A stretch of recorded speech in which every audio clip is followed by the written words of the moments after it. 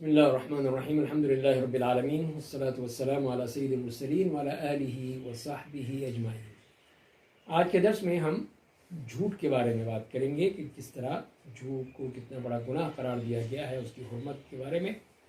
اور قرآن کریم میں بھی اسی کے بارے میں کہا گیا کہ وَلَا تَقْفُ مَا لَيْسَ لَكَ بِهِ علم، جس چیز کا علم نہ ہو اس کے پیچھے مت جاؤ، اور فرمایا کہ ما یلفظ من قول الا لدیہ رقیب عتید، کہ انسان جو لفظ بھی بولتا ہے اس کے پاس ایک نگراں فرشتہ تیار رہتا ہے اس کو نوٹ کرنے کے لیے۔ اور حدیث جو ہمیں ملی ہے ابن مسعود رضی اللہ تعالیٰ عنہ کی، وہ فرماتے ہیں کہ نبی کریم صلی اللہ علیہ وسلم نے فرمایا ہے کہ ان الصدق یہدی الی البر وان البر یہدی الی الجنہ وان الرجل لا يصدق حتى يكتب عند الله صدیقا وإن الرجل لا يصدق حتى يكتب عند الله صديقا وإن الكذب يهدي إلى الفجور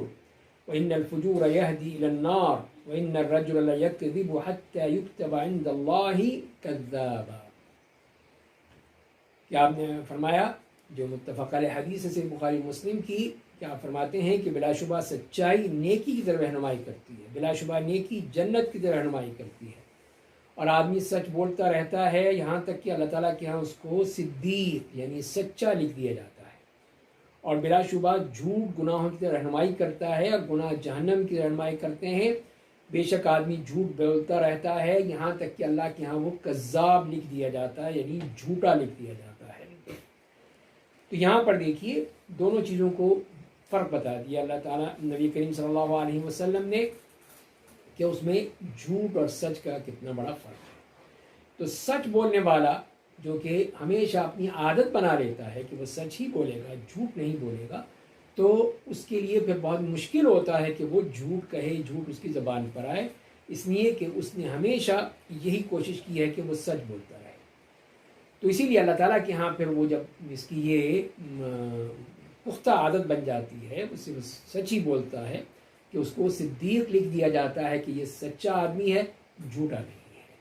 یہی پھر اس کو جنت میں لے جاتی ہیں، اور وہ شخص جو ہے وہ جنت کا مستحق بن جاتا ہے۔ اور دوسری طرف جو شخص جھوٹ بولتا ہے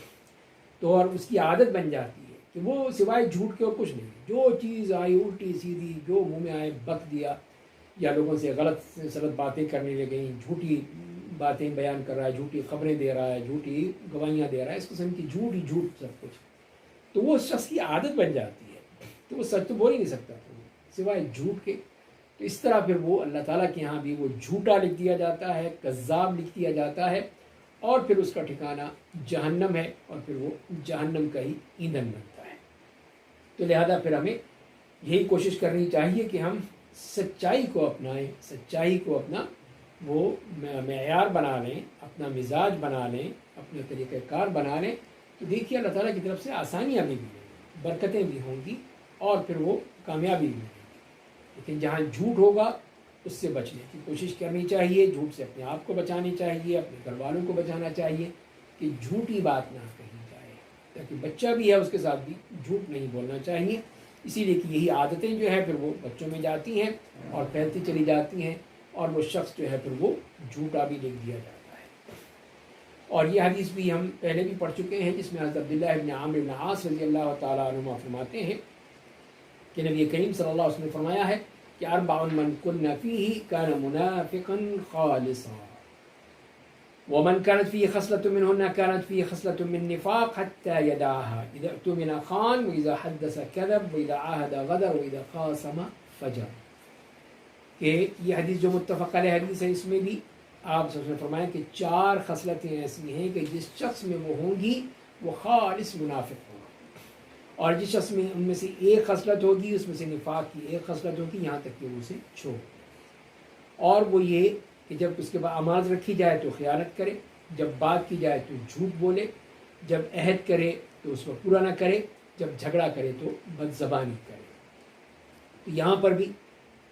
کہ یہ 4 باتیں جو بتا دی، جس میں نمایاں بات یہی ہے کہ وہ جب بات کرتا ہے تو جھوٹ بولتا ہے، تو یہ نفاق کی علامت بتائی، منافق کی علامت بتائی کہ منافق وہ کتنا جھوٹا ہوتا ہے کہ ہر بات میں اس میں جھوٹ ہی بولتا ہے۔ تو یہ عملی نفاق ہے، اور عمل کی طرف اشارہ ہے کہ جس کے اندر یہ بات پائی جائے وہ عملی طور پر منافق کہلائے گا، اور پھر ظاہر ہے کہ اللہ کے ہاں اس کا بہت برا حشر ہوگا جو اس نے کیا ہے۔ اور اس کی مثال ہمیں دی ہے ایک اور حدیث میں بھی ملتی ہے، جسے حضرت عبداللہ ابن عباس رضی اللہ تعالیٰ عنہ روایت کرتے ہیں کہ نبی کریم صلی اللہ علیہ وسلم نے فرمایا ہے کہ من تحلم بحلم لم یرہ کلف ان یعقد بین شعیرتین ولن یفعل ومن استمع الى حدیث قوم وهم له کارہون صب فی اذنیہ الآنک یوم القیامہ ومن صور صورة عذب وکلف ان ینفخ فیہا الروح ولیس بنافخ۔ یہ حدیث جو کہ صحیح بخاری کی روایت ہے، تو اس میں نبی کریم صلی اللہ علیہ وسلم فرماتے ہیں کہ جو شخص ایسا خواب بیان کرے جو اس نے دیکھا ہی نہیں ہے بغیر دیکھے، تو روز قیامت اسے اس بات کا پابند کیا جائے گا کہ وہ جو کے دو دانوں کے درمیان گرہ لگائے، تو دانوں کے درمیان، یا یہ کہ جیسے بعض لوگوں نے اسے کہا کہ دو بالوں کے درمیان گرہ لگانے کی کوشش کرے، اور یہ کام کر نہیں سکے گا۔ اور جو شخص لوگوں کی باتوں کو کان لگا کر سنے حالانکہ وہ اس کے لیے سننے کو ناپسند کرتے ہوں، تو قیامت کے دن اس کے کانوں میں پگھلا ہوا سیسا ڈالا جائے گا۔ اور جس شخص نے کسی جاندار کی تصویر بنائی اسے عذاب دیا جائے گا، اور اسے اس کا پابند کیا جائے گا کہ اس میں روح پھونکے، اور وہ اس میں روح نہیں پھونک سکے گا۔ اس طرح ہم دیکھتے ہیں کہ اس حدیث میں 3 باتیں فرمائی گئی ہیں۔ تو پہلی بات تو خواب کے بارے میں کہ اپنی طرف سے جھوٹا بیان کرنا، یہ حرام ہے، سخت وعید ہے اس پر، یہ کبیرہ گناہ ہے کہ اللہ تعالیٰ پر جھوٹ ہے۔ عام انسان پہ جھوٹ بولنا، عام مخلوق پہ جھوٹ بولنا وہ اتنا بڑا گناہ ہے، تو اللہ پر جھوٹ بول رہا ہے کہ میں نے یہ دیکھا، میں نے وہ دیکھا، یہ اپنے آپ کو ثابت کرنا کہ میں اتنا بڑا یہ ہوں، اتنا بڑا وہ ہوں۔ بعض لوگ جن کی عادت ہوتی ہے اپنے آپ کو بڑا علامہ ظاہر کرنے کی کہ میں نے خواب میں یہ دیکھا تھا، خواب میں وہ دیکھا تھا، تو اور بعض اوقات یہی تکلیف جو ہے وہ عذاب کی شکل میں بن جاتی ہے، تو اللہ تعالیٰ جو ہے پھر اسی طرح کا عذاب دے گا جیسا اس نے کیا تھا۔ اس نے ایسی چیز بنائی، ایسی چیز پیش کی جو تھی ہوئی نہیں تھی، اسی لیے پھر اس کو بھی ایسا کام دیا جائے گا ناممکن جو وہ کر ہی نہیں سکے گا، اور اس میں پھر اس کو بھگتنا پڑے گا۔ تو حلم جو ہوتا ہے جس کے بارے میں فرمایا کہ وہ ہوتا ہے شیطان کی طرف سے، جھوٹا خواب ہوتا ہے، یہ جھوٹ ہوتا ہے، اور اس کے مقابلے جو سچا خواب ہے اس کو رؤیا کہا گیا ہے، اور رؤیا وہ سچا خواب ہوتا ہے۔ تو اسی طرح پھر ایک اور چیز جو بیان کی گئی ہے کہ اس طرح کسی کی باتیں سننا، اس طرح جستجو کرنا، جاسوسی کرنا، یہ بھی غلط، اس کو بھی سختی سے منع کیا گیا۔ اور تیسری بات یہ ہے کہ اس طرح کی تصویر بنانا، جاندار کی تصویر بنانا یا اس قسم کی باتیں کرنا، تو اس کے بارے میں بھی یہ کہا گیا کہ لوگوں نے اختلاف کیا اس معاملے میں کہ کیا ہاتھ سے بنائی تصویر حرام ہے یا کیمرے کی تصویر بھی اسی حکم کے تحت میں آتی ہے۔ تو بعض حضرات کیمرے کی تصویر کو حرام نہیں سمجھتے، اسے عکس قرار دیتے ہیں، لیکن یہ ان کی غلط فہمی ہے کہ اس میں دونوں ہی چیزیں ہاتھ سے بنائی گئی ہو یا اس طرح ہو، اس میں کوئی فرق نہیں ہے، نتیجہ ایک ہی ہے۔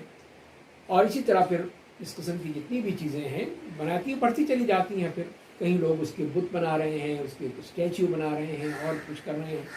تو وہ جب چیزیں بڑھتی چلی جاتی ہیں تو پھر وہ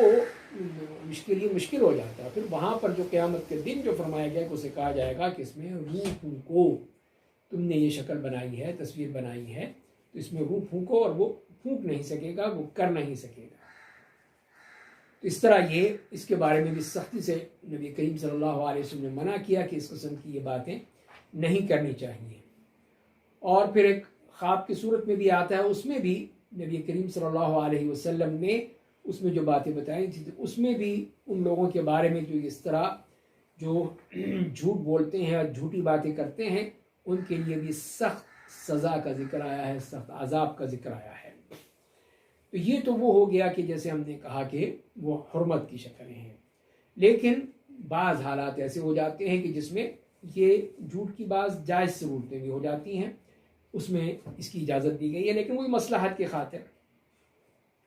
تو یہ کیا ہے، اس کا یہ ہے کہ جو کلام کسی مقصد کو حاصل کرنے کا ذریعہ ہو، تو اور وہ ہر اچھا مقصود جس کا حصول جھوٹ کے بغیر ممکن ہے، تو اس کے بارے میں جھوٹ بولنا حرام ہے، اور اگر اس کا حصول جھوٹ کے بغیر ممکن نہ ہو تو پھر جھوٹ بولنا جائز ہوگا۔ پھر بھی اس مقصود کا حصول مباح ہے تو اس کے لیے جھوٹ بولنا بھی مباح ہوگا،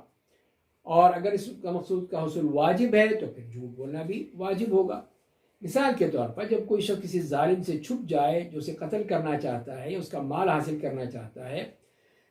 تو یہ اپنا مال چھپا لے، کسی انسان سے اس کے بارے میں پوچھا جائے تو اس کے معاملے کو چھپائے رکھنے کے لیے جھوٹ بولنا ضروری ہو جائے گا پھر، تاکہ اس کی جان بچ جائے، اس کا مال بچ جائے۔ اور اسی طرح اگر اس کے پاس کوئی امانت ہے اور ظالم اسے لینا چاہتا ہے تو بھی اسے چھپانے کے لیے جھوٹ بولنا واجب ہے۔ ان تمام صورتوں میں زیادہ محتاط طریقہ جو ہے وہ توریہ کا ہے، اور توریہ کا مطلب یہ ہوتا ہے کہ ایسی بات کی جائے جس کا ایک ظاہری مفہوم ہے اور ایک باطنی ہے، یعنی وہ اپنی گفتگو سے صحیح مقصد کی نیت اور قصد کرے اور اس کی طرف نسبت کرنے میں وہ جھوٹا نہیں ہوگا، اگرچہ ظاہری الفاظ میں اس کی نسبت کسی اور طرف ہو رہی ہے تو جو مخاطب سمجھے، اور تو وہ اس معاملے میں اگر وہ اس طرح کر سکتا ہے تو پھر وہ جھوٹ نہیں ہوگا۔ تو علماء نے اس حالت میں جھوٹ بولنے کا جواز جو لیا ہے وہ حضرت ام کلثوم رضی اللہ تعالیٰ عنہ کی حدیث سے استدلال کیا ہے، جس میں وہ بیان کرتی ہیں کہ انہوں نے رسول اللہ صلی اللہ علیہ وسلم کو فرماتے ہوئے سنا کہ وہ شخص جھوٹا نہیں ہے جو لوگوں کے درمیان صلح کراتا ہے، وہ بھلائی کی بات پہنچاتا ہے یا بھلائی کی بات کرتا ہے۔ امام مسلم نے بھی روایت نقل کی ہے اور اس میں حضرت ام کلثوم بیان کرتی ہیں کہ میں نے آپ سب کو 3 مواقع کے سوا لوگوں کو گفتگو سے متعلق رخصت دیتے ہوئے نہیں سنا۔ ان کی مراد یہ تھی کہ جنگ کے موقع پر لوگوں کے درمیان صلح کرانے کے لیے، اور مرد کا اپنی بیوی سے اور بیوی کا اپنے شوہر سے گفتگو کرنے کے موقع میں، اس میں پھر وہ اس طرح کی بات کی جا سکتی ہے جبکہ ایک مصلحت ہے۔ تو یہ ہے وہ جو بتائی گئی ہے پہلی بات کہ صلح کرانے کے لیے ہے، تو کچھ جھوٹ بولتا ہے تو وہ جھوٹا تصور نہیں ہوگا، اس لیے کہ وہ چاہ رہا ہے کہ 2 مسلمان جو ہیں وہ ایک دوسرے سے ناراض ہیں، الگ ہیں، تو وہ جا کر چاہے جھوٹ بول کر ہی کہتا ہے کہ نہیں تمہارا، تو وہ تمہاری بڑی تعریفیں کرتا ہے، تم سے ملنا چاہتا ہے، تم سے محبت کرتا ہے، اب یہ چیز ہو گئی، معاف کر دو، یہ کر دو، اس طرح اس کے دل نرم کر دیتا ہے۔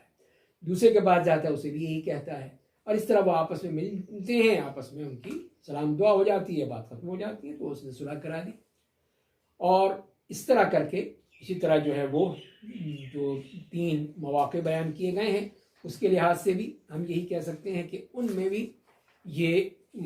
ایسے موقع پر، جیسے جنگ کے معاملے میں، جنگ میں بھی یہ بات کہی جا سکتی ہے، توریہ کیا جا سکتا ہے، یا اس طرح خلاف واقع بیان کی جا سکتی ہے بات کہ تاکہ دشمن کو پتہ نہ چل سکے۔ اور تیسری یہ کہ میاں بیوی کے درمیان جو بات چیت ہے اس میں بھی اگر کوئی ایسی بات ہے کہ اگر کوئی صحیح بات بتا دی جائے گی تو پھر معاملہ بڑھ جائے گا، لڑائی جھگڑا ہوگے یا فساد پیدا ہوگا، تو پھر وہ اگر اس کو اس طرح سے بتا دیا جائے جو ظاہری طور پر جھوٹ ہے تو مسئلہ نہیں پیدا ہوگا۔ اس کا خیال رکھنے کے لیے کہا گیا ہے۔ تو لہذا جو حدیث میں 3 مواقع بھی بیان کر دیے ہیں اس کے علاوہ جو ہوگا وہ جھوٹ ہوگا۔ تو لہذا ان 3 مواقع پر تو اس کو کہنا، اس طرح بات کرنا جائز ہے، لیکن اس کے علاوہ جو ہے وہ جھوٹ ہے جیسے کہ بیان کیا گیا۔ اسی لیے ہمیں یہی کہا گیا کہ ہم ہر چیز کی تحقیق کر لیں، سوچ لیں، دیکھ لیں، اس کے بارے میں پرکھ لیں، اس کے بعد پھر اس کو کریں۔ تو جیسے کہ حضرت ابو ہریرہ رضی اللہ تعالیٰ عنہ کی روایت ہے کہ نبی کریم صلی اللہ علیہ وسلم نے فرمایا ہے کہ کفا بالمرء کذبا یحدث بکل ما سمع، کہ آدمی کی جھوٹا ہونے کے یہی کافی ہے کہ وہ جو سنے اسے تحقیق کیے بغیر آگے بیان کر دے۔ تو یہ ہے ہمیں جو کہا گیا ہے کہ ہم تحقیق کریں، بغیر تحقیق کے آگے بیان کر دینا اس میں سخت وعید ہے۔ اس لیے کچھ پتہ نہیں ہوتا کہ وہ شخص سچا ہے جھوٹا ہے تو اس کی تحقیق ہو جانی چاہیے، معلوم ہو جانا چاہیے، اس کے بعد اس کو بیان کرنا چاہیے۔ ہر چیز کو اس طرح بیان کر دینا، ہر چیز جو ہے وہ بریکنگ نیوز بنا کے لوگوں میں نشر کر دینا، یہ غلط بات ہے، یہی اس کے جھوٹا ہونے کی دلیل ہے۔ اور اسی طرح ایک اور حدیث میں بھی آتا ہے، سمورہ بیان کرتے ہیں رضی اللہ تعالیٰ عنہ کہ رسول اللہ صلی اللہ علیہ وسلم نے فرمایا ہے من حدث عنی بحدیث یرى انہ کذب فہو احد الکاذبین، کہ جو شخص میری طرف سے کوئی حدیث بیان کرے جبکہ وہ سمجھتا ہے، جانتا ہے کہ یہ جھوٹ ہے، تو وہ بھی جھوٹوں میں سے ایک جھوٹا ہے۔ یہاں اس بات کی ہمیں سختی سے تاکید کر دی گئی کہ کوئی بھی حدیث جب تک کہ معلوم نہ ہو جائے کہ وہ صحیح ہے اس وقت تک آگے اس کو بیان نہیں کرنا چاہیے۔ جیسے لوگ موبائل میں بھیج دیتے ہیں کہ یہ حدیث ہے، اس کو آپ آگے بڑھیں، فارورڈ کریں، اس کو آپ یہ کریں وہ کریں، تو یہ سب غلط بات ہے، اس طرح نہیں ہونا چاہیے۔ رسول اللہ کی بات ہے جس کے اوپر بہت بڑے احکام مرتب ہوتے ہیں، جب تک کہ وہ صحیح نہ ہو ہم آگے نہیں پیش کر سکتے۔ تو لہذا اس قسم کی اگر وہ پتہ ہے کہ یہ ہے لیکن اچھی لگ رہی ہے تو کرے تو وہ بھی جھوٹا لکھا جائے گا اللہ تعالیٰ کے یہاں اور وہ جھوٹا ہو جائے گا۔ تو لہذا اسی لیے پھر سختی سے منع کیا گیا ہے کہ وہ بھی جھوٹوں میں سے جھوٹا ہے کہ جو اس قسم کی بات کر رہا ہے، اس قسم جھوٹ بول رہا ہے۔